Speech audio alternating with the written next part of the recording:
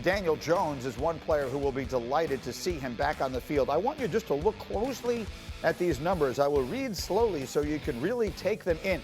In the 11 games that Daniel Jones has played with Saquon Barkley, look at his numbers.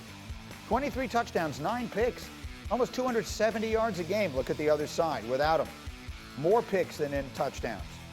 Under 200 yards a game. You can make an argument that that's an extraordinarily important number here in what is an extraordinarily important season for Daniel Jones. And let's bring in our extraordinary crew. Again, Jeff Darlington, Sacho, and D. Wood, I will start with you.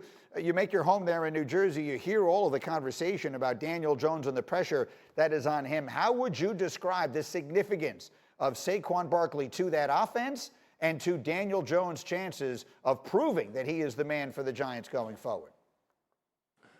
Greeny, this is so huge for Daniel Jones because I think that as Saquon Barkley goes, so will the New York Football Giants. And you got to understand, Saquon Barkley is one of the best all-around backs in the National Football League.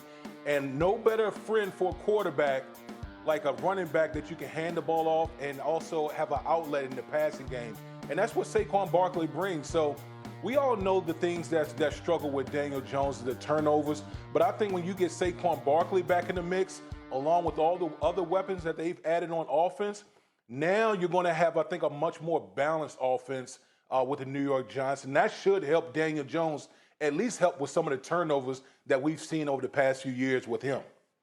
I've been a critical piece of it, obviously. Play action, all the different factors that go into it. And Jeff, let's talk about the pressure on Daniel Jones. I've had people say to me on this show that there is no quarterback in the entire sport under more pressure to perform this season than Jones in New York, where they've put so many pieces around him, invested so many resources around the quarterback. Would you describe this as a make or break year for him? Not necessarily, only because as long as Dave Gettleman is in charge, he's going to want to see this guy succeed and will give him the leash needed to do so. Is it going to be if he obviously flounders, yes, that is a significant development. But if Daniel Jones progresses in the way that, for instance, those numbers that you flashed up there with Saquon Barkley suggest that he will, then as long as he ascends in a proper direction, I think that this is an organization that will have patience with Jones as long as the person who picked him is still in the seat that he currently holds. So it sounds like you're telling me that so long as he plays well, everything will be fine.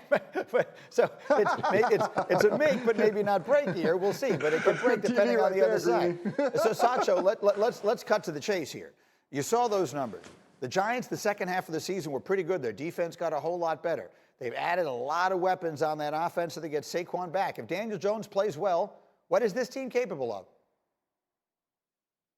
Yeah, if Daniel Jones plays well, this team, the New York Giants, can still compete in the NFC East. But I still think that the ceiling is third place right now in that division. It's more than just Daniel Jones and his turnovers. You think about it, if you watch the film of last year, watch the games, his offensive line struggled. We talk about, man, he's got turnover issues. No one was blocking for him. And so that's where you saw a lot of the fumbles and some of those issues. Now, Saquon Barkley being back healthy will be huge for the New York Giants. We saw the statistics, but it's more than just the stats. It's the fact that you have a bell cow who you can hand the back to, a generational talent, a super special type of player. But I remember game planning against him a few years ago. Our defensive coordinator, Vic Fangio, said he's never seen a back like this. The lateral quickness, his ability to cut, his ability to accelerate. He's never seen a back like him, and he's been coaching in the NFL for 30 years. So Saquon is special. Let's not get that mistaken, but I think it's going to need more than just a healthy Saquon for New York to compete in the NFC East. Yeah, I mean, you saw the numbers on your screen. Every year they address the offensive line, and every year somehow it gets worse, which is almost impossible to believe. But let's see what they can put together now with a healthy